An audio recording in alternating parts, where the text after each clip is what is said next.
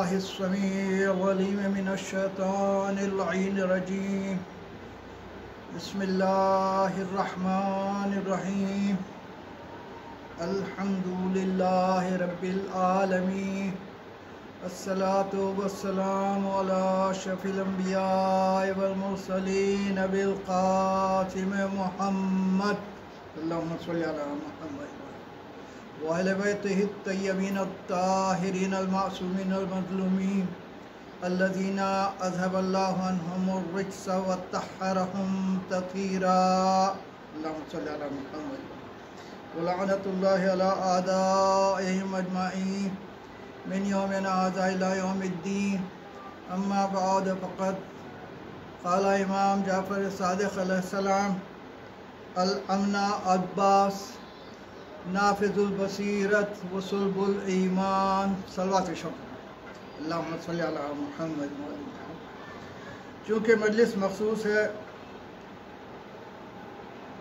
جناب حضرت عباس علیہ السلام سے، لہذا میں نے امام جعفر صادق علیہ السلام کی ایک حدیث کی تلاوت کا شرف حاصل کیا ہے، جس میں امام ارشاد فرماتے ہیں کہ ہمارے چچا عباس بصیرت کا نفاذ کرنے والے اور ایمان کے صلابت کی منزل پر فائز تھے. دیکھیے، جناب عباس علیہ السلام کے لیے وفا کا ذکر کیا جاتا ہے، اطاعت امام کا ذکر کیا جاتا ہے، لیکن یہ ساری چیزیں نتیجہ ہے بصیرت کا. چھٹے امام علیہ السلام اسی لیے ارشاد فرما رہے ہیں کہ میرے چچا بصیرت کا نفاذ کرنے والے ہیں، یعنی نہ صرف یہ کہ خود عمل کر رہے ہیں بلکہ لوگوں کو اس کی طرف آمادہ کر رہے ہیں.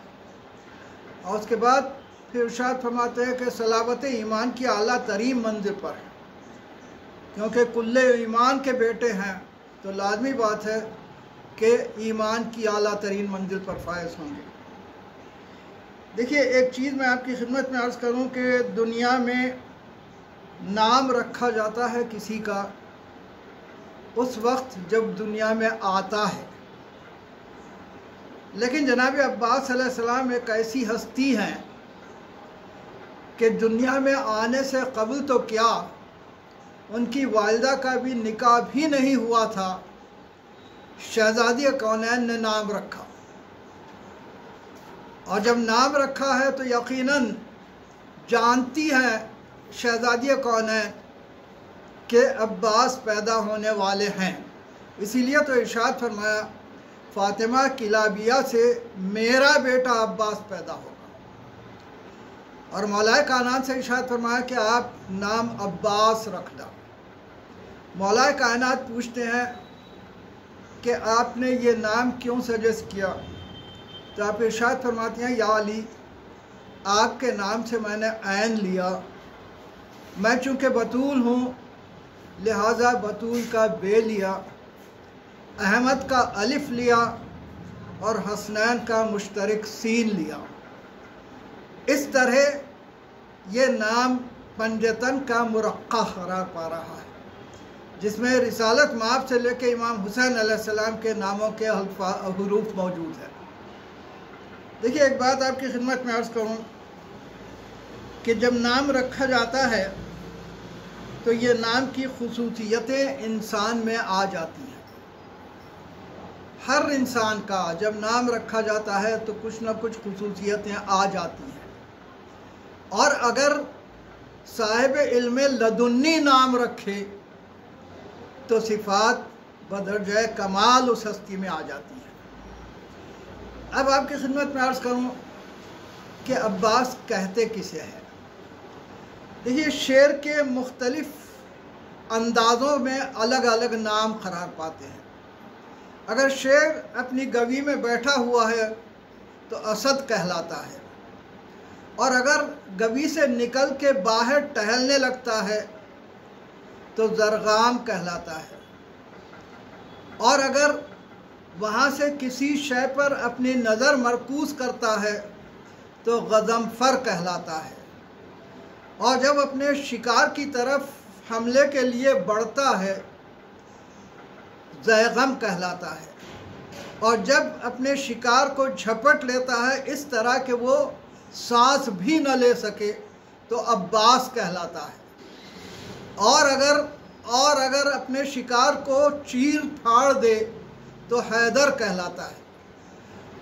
دیکھیے شہزادی کونین نے نام بھی رکھا ہے تو مولائے کائنات کا مقام برقرار رکھتے ہوئے، بلند مقام مولائے کائنات کا حیدر برقرار رکھتے ہوئے عباس نام رکھا ہے۔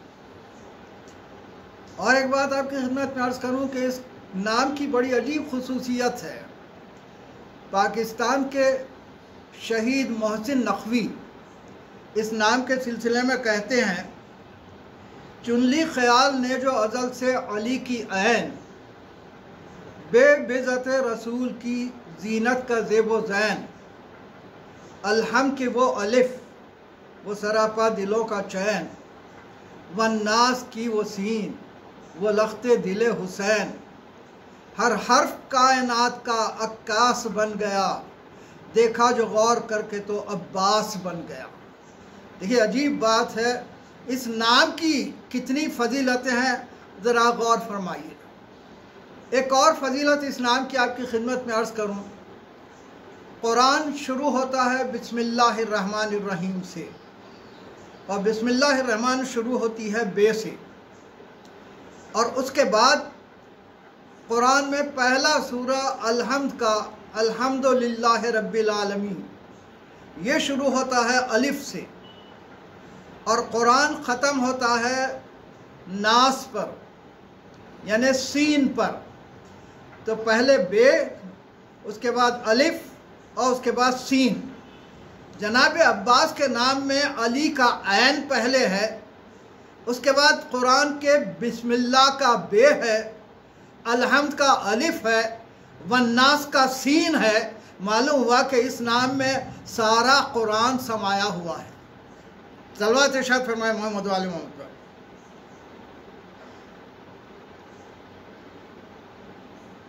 تو یہ تو تھی نام کی فضیلت۔ اب میں آپ کی خدمت میں ایک دو القاب کی فضیلت بھی آپ کی خدمت میں عرض کروں۔ جناب عباس کا سب سے مشہور لقب قمر بنی ہاشم۔ اس سلسلے میں مجھے آپ کی خدمت میں یہ عرض کرنا ہے کہ یہ وہ خاندان ہے جہاں سب حسین ہیں، سب قمر کہلاتے ہیں۔ سب سے پہلے جناب عبد مناف جو جناب ہاشم کے والد تھے، وہ وہ قمر حجاز کہلاتے تھے، یعنی سارے حجاز کے حسینوں کو اگر جمع کیا جائے تو ان میں سب سے حسین جناب عبد مناف تھے، اسی لیے قمر حجاز کہلاتے تھے۔ رسالت مآب کے والد جناب عبداللہ وہ قمر حرم کہلاتے تھے، یعنی حرم میں جتنے لوگ تھے، خدمت گزار ہوں یا آنے والے ہوں، ان سب میں حسین اگر تھے تو جناب عبداللہ، اور اسی لیے قمر حرم کہلائے۔ اور اس کے بعد رسالت مآب صلی اللہ علیہ وآلہ وسلم، شہزادی کونین، آپ شب جمعہ حدیث قصہ تلاوت فرماتے ہیں، اس میں شہزادی ارشاد فرماتے ہیں، کل خمر فی لیلت تمام ہی وہ کمالے، یعنی جس وقت شہزادی نے لا کے چادر اڑا دی تو اس کے بعد ارشاد فرماتی ہیں کہ میرے بابا کا چہرہ ایسے چمک رہا تھا جیسے چاند۔ اور حسن جناب رسالت مآب کے متعلق آپ کی خدمت میں ایک چیز عرض کروں کہ جناب یوسف نے جب زلیخا ضعیف ہو گئیں اور راستے میں بیٹھی ہوئی تھی اور یوسف گزر رہے تھے، تو ایک مرتبہ زلیخا نے سلام کیا، یوسف ادھر متوجہ ہوئے اور کہا کہ زلیخا تم نے میرے ساتھ ایسا کیوں کیا؟ تو زلیخا نے کہا کہ یوسف تمہیں اپنے حسن کی اطلاع نہیں ہے، تم نہیں جانتے کہ تم کتنے حسین ہو۔ تو ایک مرتبہ یوسف کہتے ہیں کہ میرے حسن کے متعلق یہ کہہ رہی ہو، اگر آخری زمانے کے رسول محمد کو دیکھ لیتی تو کیا ہوتا؟ تو ایک مرتبہ وہ تصدیق کرتی ہے، کہتی ہے کہ یقیناً تم نے سچ کہا۔ تو آپ نے ارشاد فرمایا کہ تم نے دیکھا نہیں، تصدیق کیسے کی؟ تو کہتی ہے کہ نام ہی اتنا حسین ہے کہ جب تم نے نام لیا تو میرے دل میں تراوٹ پیدا ہو گئی۔ جب نام اتنا حسین ہے تو وہ کتنا حسین ہوگا۔ تو معلوم ہوا یوسف رسالت مآب کے حسن کی تعریف کر رہے ہیں۔ اب اس کے بعد مولائے کائنات، مولائے کائنات کے لیے قرآن مجید میں پروردگار عالم ارشاد فرما رہا ہے وَالشَّمْسِ وَضُحَاهَا وَالْقَمَرِ إِذَا تَلَاهَا، یعنی جب سورج نمودار ہو رہا ہے رسالت کا تو چاند امامت کا پیچھے پیچھے آ رہا ہے۔ یعنی قرآن نے مولائے کائنات کو قمر امامت کہا، وہ بھی قمر۔ اور اس کے بعد امام حسین علیہ السلام جس وقت نیزے پر سر چڑھایا گیا تو لوگوں نے دیکھ کر کہا راسو قمری ظہری، یعنی یہ سر اتنا حسین ہے، ایسا معلوم ہوتا ہے کہ چاند نمودار ہو گیا ہے۔ تو دیکھیں امام حسین علیہ السلام بھی قمر کہلا رہے ہیں۔ اور اس کے بعد آپ کی خدمت میں عرض کروں کہ جناب علی اکبر علیہ السلام جو صورت میں سیرت میں رسالت مآب کی طرح تھے، تو حسن جناب علی اکبر علیہ السلام بھی اسی منزل پر تھا جس منزل پر رسالت مآب کا حسن، وہ بھی قمر۔ اور اس کے بعد جناب قاسم جب میدان میں آئے ہیں تو تمام دشمنوں کی فوج میں لوگوں نے کہا کہ ایسا معلوم ہوتا ہے کہ 14ویں کا چاند نمودار ہوا ہے۔ دیکھیے کسی ایسی محفل میں جہاں سارے میٹرک ہوں، وہاں کوئی اگر گریجویٹ ہو تو بڑا مانا جاتا ہے۔ کسی عام لوگوں میں اگر کسی کو چاند قرار دیا جائے تو وہ حسین مانا جاتا ہے، لیکن اس خاندان میں جس میں سب قمر ہوں، اس خاندان میں قمر بنی ہاشم اگر کہلائے تو اندازہ کیجئے کہ نہ حسن جناب عبد مناف مقابل پر آئے گا، نہ حسن جناب عبداللہ مقابل پر آئے گا، نہ حسن رسالت مآب مقابل پر آئے گا، نہ حسن مولائے کائنات۔ یعنی معلوم ہوا کہ جناب عباس علیہ السلام اس خاندان میں سب سے زیادہ حسین تھے، اسی لیے تو قمر بنی ہاشم کہلائے، اس خاندان کے قمر کہلائے۔ ایک اور فضیلت آپ کی خدمت میں عرض کروں، آپ کہلاتے ہیں سقائے حرم۔ سقائے حرم دیکھیے دو الفاظ ہیں، ایک ہے ساقی اور ایک ہے سقا۔ سقا ہے مبالغے کا صیغہ، یعنی سپرلیٹو، سب سے زیادہ جسے کہا جائے وہ سقا کہلاتا ہے۔ اب اس خاندان میں سقائیت عام تھی۔ سب سے پہلے خسے جو جد مانے جاتے ہیں اس خاندان کے، ان کا یہ طریقہ تھا کہ حاجیوں کے لیے مکے سے باہر سے پانی لاتے اور جمع کر کے حاجیوں کو سیراب کرتے۔ خسے کے بعد جناب عبد المطلب نے اس زمزم کے کنویں کو تجدید دی جو بند ہو گیا تھا، تاکہ جتنے حاجی آتے ہیں اور پیاسے ہوتے ہیں ان کی پیاس بجھائی جائے۔ اور اس کے بعد یہ سقائی جناب ابو طالب کو ورثے میں ملی۔ جناب ابو طالب نے بھی حوض میں دودھ ڈال کر اس میں کھجور ڈالے اور زمزم کا پانی ایک مقام پر رکھ کر اس میں کھجور ڈالے، اور اس طرح تمام حاجیوں کی سقائی فرمائی۔ اور اس کے بعد مولائے کائنات کی سقائی کے بارے میں ایک دو واقعات آپ کی خدمت میں عرض کروں۔ رسالت مآب جنگ بدر میں تشریف لے جا رہے ہیں۔ بدر کے قریب جب پہنچے تو عالم یہ ہے کہ تاریک رات ہے، اور چونکہ فاصلہ کافی زیادہ طے کیا تھا، فوج پیاسی ہے، پریشان ہے لوگ، پانی ساتھ نہیں ہے، رسالت مآب اپنے علم لدنی کی بنیاد پر ارشاد فرماتے ہیں کہ یہاں سے اتنے فاصلے پر ایک کنواں ہے، کوئی جائے اور پانی لائے۔ اصحاب میں سے کوئی تیار نہیں ہوا، اس لیے کہ نیا مقام تھا، رات کی تاریکی تھی۔ ایسے میں مولا کائنات ارشاد فرماتے ہیں کہ یا رسول اللہ آپ اجازت دیں تو میں پانی لاتا ہوں۔ رسالت مآب نے ارشاد فرمایا یا علی جاؤ۔ مولا کائنات گئے۔ اس زمانے میں نہ ڈول ہوتا تھا نہ کچھ، باولی میں آپ تشریف لے گئے، اس اندھیرے میں مشق بھری اور واپس آنے لگے۔ جب واپس آنے لگے تو ایک آندھی آئی، آپ رک گئے۔ پھر جب آندھی تھم گئی پھر آپ آگے بڑھے، پھر آندھی آئی، پھر رک گئے، پھر آگے بڑھے، پھر آندھی آئی، پھر رک گئے۔ اس کے بعد جب پہنچے تو رسالت مآب نے پوچھا یا علی آنے میں آپ کے دیر ہو گئی۔ تو مولا کائنات نے ارشاد فرمایا یا رسول اللہ آپ مجھ سے بہتر جانتے ہیں کہ کیا ہوا راستے میں۔ ایک مرتبہ رسالت مآب ارشاد فرماتے ہیں یا علی میں بیان کروں یا آپ بیان کریں گے؟ مولا کائنات نے ارشاد فرمایا یا رسول اللہ میں نہیں بیان کرتا، آپ ہی بیان کیجئے۔ تو رسالت مآب نے ارشاد فرمایا کہ تم نے جو یہ خدمت کی ہے فوج کو پانی سپلائی کرنے کی، فراہم کرنے کی، تو راستے میں پروردگار عالم نے جبریل کو بھیجا 1000 ملائکہ کے ساتھ کہ جا کے علی کو سلام کرو۔ اسی لیے آندھی آئی، جبریل پہنچے، تم کو سلام کیا اور اس کے بعد وہ واپس گئے۔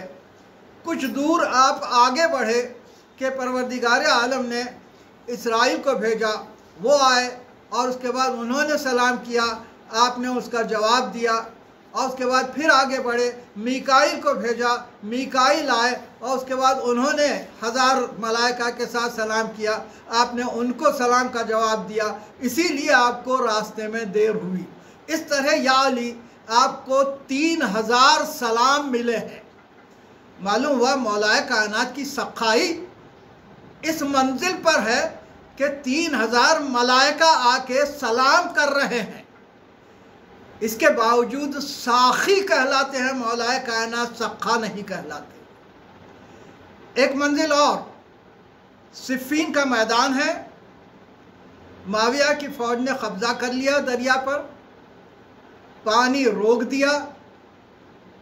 ایک مرتبہ آپ کے سپہ سالار کہتے ہیں مالک اشتر کہ مولا پانی روک دیا گیا ہے، آپ اجازت دیں تو ہم جا کے قبضہ کر لیتے ہیں۔ تو کہا کہ ہاں جاؤ قبضہ کر لو۔ ایک مرتبہ گئے، مالک اشتر قبضہ کر لیا، ان کی فوج کو ہٹا دیا۔ اب جب فوج کو ہٹا دیا تو اب لوگوں نے معاویہ سے کہا کہ ہم نے پانی روک دیا تھا علی پر اور ان کی فوج پر، اب دریا ان کے قبضے میں ہے، اب کیسا ہوگا؟ تو ایک مرتبہ معاویہ کہتا ہے کہ کیا تم علی کو مجھ جیسا سمجھتے ہو؟ علی ایسا نہیں ہے کہ پانی روکے، جاؤ اور پانی لے لو۔ اب جو لوگ آئے تو سب کو اجازت تھی پانی کی، معلوم ہوا علی اس منزل پر ہے۔ پانی یعنی پانی، قرآن کہتا ہے کہ پانی در حقیقت حیات ہے۔ اور کسی نے پوچھا امام سے کہ پانی کا مزہ کیسا ہے، تو آپ نے ارشاد فرمایا پانی کا مزہ زندگی کا مزہ ہے۔ تو مولا کائنات اس منزل پر پانی دے رہے ہیں، اس کے باوجود ساخی کہلا رہے ہیں، سخا نہیں کہلا رہے ہیں، جو سپرلیٹو ڈگری ہے۔ جناب عباس علیہ السلام سخائے حرم کہلا رہے ہیں۔ معلوم ہوا پانی لانے میں جتنی زحمت زیادہ ہوتی ہے اتنا درجہ بڑھتا جاتا ہے۔ معلوم ہوا سخائے حرم جناب عباس علیہ السلام اس لیے کہلائے کہ پانی لانے میں جو دشواری جناب عباس کو ہوئی ہے کسی کو نہیں ہوئی۔ ایک اور علمدار کہلاتے ہیں۔ دیکھیے علمداری بھی ہادیوں کی فہرست میں ہر ایک کے پاس رہی۔ اور خصوصاً مولائے کائنات کے لیے جب آپ نے ارشاد فرمایا ہے خیبر میں رسالت مآب نے کہ کل علم اس کو دوں گا جو مرد ہوگا، کرار ہوگا، غیر فرار ہوگا، اللہ و رسول کو دوست رکھتا ہوگا، اللہ و رسول اس کو دوست رکھتے ہوں گے۔ یعنی 5 صفتیں علمدار کی رسالت مآب نے بتائی، اور وہ 5 صفتوں کا ذکر کر کے مولائے کائنات کو علم رسالت مآب دے رہے ہیں۔ تو ہونا تو یہ چاہیے تھا کہ قیامت تک کے لیے جناب مولائے کائنات علمدار کہلاتے، لیکن جب کبھی ذکر ہوتا ہے علمدار کا تو جناب عباس علیہ السلام ذہن میں آتے ہیں۔ کیوں؟ ایک اور آپ کی خدمت میں عرض کر دوں ایک بات کہ جناب جعفر طیار جنگ موتا میں رسالت مآب گئے، اور گئے نہیں بلکہ بھیج دیا فوج کو، اور مدینے میں بیٹھے ہوئے، لیکن جانے سے پہلے آپ نے ہدایت کی کہ دیکھو یہ علم اسلام ہے، اس کی عزت کو باقی رکھنا ہے۔ سب سے پہلے علمدار جعفر طیار ہوں گے، اور اس کے بعد زید بن حارثہ ہوں گے، اور اس کے بعد ایک اور نام لیا وہ ہوں گے، یعنی ایک کے بعد ایک اگر مرتے جائیں۔ اور اس کے بعد رسالت مآب اپنے مقام پر بیٹھے ہوئے ارشاد فرما رہے ہیں جنگ کے حالات، اور ارشاد فرما رہے ہیں کہ اب یہ قتل ہو گئے، یہ قتل ہو گئے، یہ قتل ہو گئے، آخر میں بتایا کہ فتح ہو گئی اسلام کو۔ تو معلوم ہوا کہ جعفر طیار اس طرح علم اٹھائے تھے کہ ہاتھ کٹ جانے کے باوجود بھی پروردگار عالم نے انہیں پرواز کرنے کے لیے جنت میں پر تو عطا کیے، لیکن علمدار نہیں کہلائے۔ سارے جنگوں میں مولائے کائنات کے ہاتھ میں علم رہا، اور خصوصیت سے رسالت مآب نے مولائے کائنات کے حوالے کیا علم، تو علمدار رسالت مآب کی علم دینے کی وجہ سے مولائے کائنات قیامت تک کہلانا چاہیے تھا، لیکن نہیں، جناب عباس علیہ السلام علمدار کہلاتے ہیں۔ اور علم اس انداز میں اٹھایا ہے جناب عباس علیہ السلام نے کہ آج ساری کائنات میں علم اٹھتا ہے تو جناب عباس علیہ السلام کے نام سے۔ اب اندازہ کیجئے کہ علم کی کتنی عظمت جناب عباس علیہ السلام نے قائم کی ہے۔ ہاں، اس کے ساتھ میں آپ کی خدمت میں عرض کروں کہ یہ وہ عباس ہیں کہ جس سے ہر ایک کو آس تھی۔ جس وقت قافلہ مدینے سے نکل رہا تھا، ایک مرتبہ امام حسین علیہ السلام اپنی مادر گرامی سے جدا ہونے قبر پر آتے ہیں تو آواز آتی ہے، بیٹا عباس کو بلانا۔ جناب عباس علیہ السلام آتے ہیں، ایک مرتبہ پائیں قبر بیٹھ گئے، آواز آئی، بیٹا عباس میرا حسین تیرے حوالے ہے۔ معلوم ہے شہزادی کونین کو جناب عباس سے آس تھی۔ قافلہ کچھ دور آگے بڑھا تھا کہ ایک مرتبہ کسی نے کہا کہ جناب ام البنین تشریف لا رہی ہیں، قافلے کو روکا جائے۔ قافلہ روکا گیا۔ امام حسین علیہ السلام پوچھتے ہیں، مادر گرامی آپ کس لیے تشریف لائی ہے؟ تو ارشاد فرمایا، میں ذرا عباس کو لے جانا چاہتی ہوں کچھ دیر کے لیے۔ ارشاد فرمایا، آپ کا بیٹا ہے، لے جائیے۔ عباس کو لیے ہوئے قبر رسول کے پاس آئی، قبر رسول پر ایک ہاتھ رکھا، اپنے سر پر ایک ہاتھ رکھا۔ ارشاد فرمایا، عباس یہ کیا ہے؟ ارشاد فرماتے ہیں، یہ قبر رسول یہ بھی محترم، یہ ماں کا سر یہ بھی محترم۔ تو ارشاد فرماتی ہیں، ان دونوں کی قسم کھا کے یہ وعدہ کرو کہ جب تک تمہارے ہاتھ سلامت ہے حسین پر کوئی آنچ نہ آئے اور زینب کی چادر باقی رہے۔ جناب عباس وعدہ کر کے وہاں سے روانہ ہوتے ہیں۔ دیکھیے، جب جناب عباس علیہ السلام رخصت کے لیے آئے ہیں شہزادی زینب کے پاس، تو شہزادی زینب ارشاد فرماتی ہے، عباس میں تمہیں روکوں گی نہیں، لیکن ایک واقعہ ہے، سنتے جاؤ۔ میرے بابا کا آخری وقت تھا، بابا میرے بازوؤں کے بوسے لے رہے تھے۔ میں نے پوچھا، بابا یہ کیوں بوسے لے رہا ہے؟ تو ارشاد فرمایا، زینب ان بازوؤں میں رسن باندھی جائے گی۔ میں سوچا کرتی تھی، جس کے 18 بھائی اور عباس جیسا بھائی ہو اس کے بازوں میں رسن کون باندھ سکتا ہے؟ لیکن عباس تم جا رہے ہو، یقین ہو گیا کہ وہ وقت آ چکا ہے کہ ان بازوں میں رسن باندھی جائے گی۔ نالوا شہزادی زینب کو آس تھی جناب عباس سے، اور اس کے بعد بیویوں سے ارشاد فرماتی ہے کہ بیویوں میں تمہارے چادر کی اب ذمہ دار نہیں ہوں، میرا بھائی جا رہا ہے۔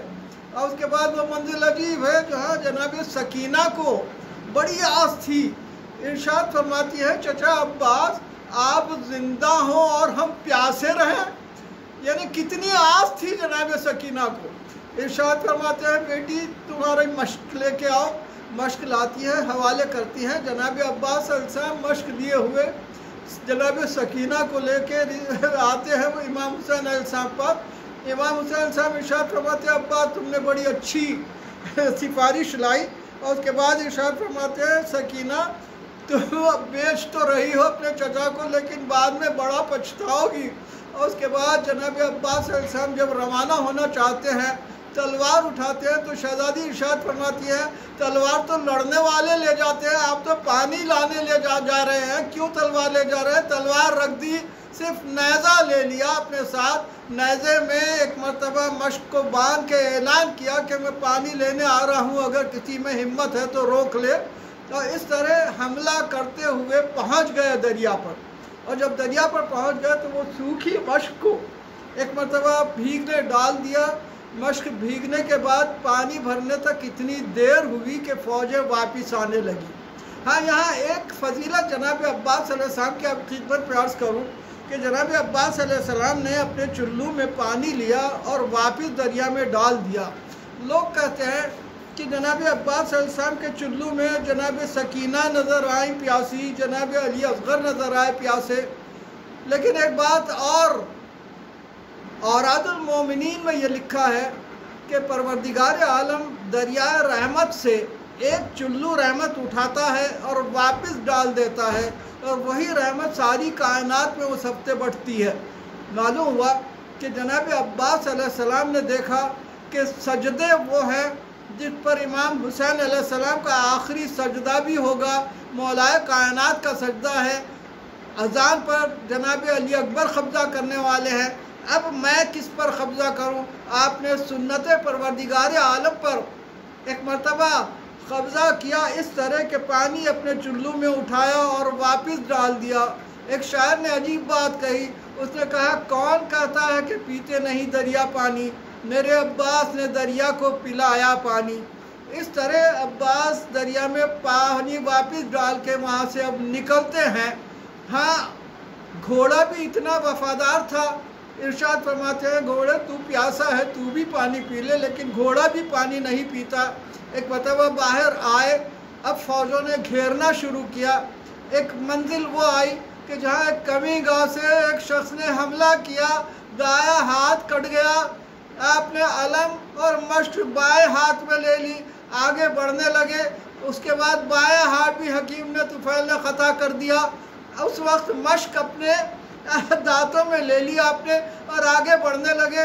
ایسے میں ایک تیر آنکھ میں آ کے لگا، آپ اس تیر کو نکالنا چاہتے ہیں، ہاتھ نہیں ہے عباس کے، ایک مرتبہ جھکتے ہیں اور دونوں پاؤں کے درمیان اس تیر کو لے کے نکالنا چاہتے ہیں کہ ایک گرز سر پر پڑا۔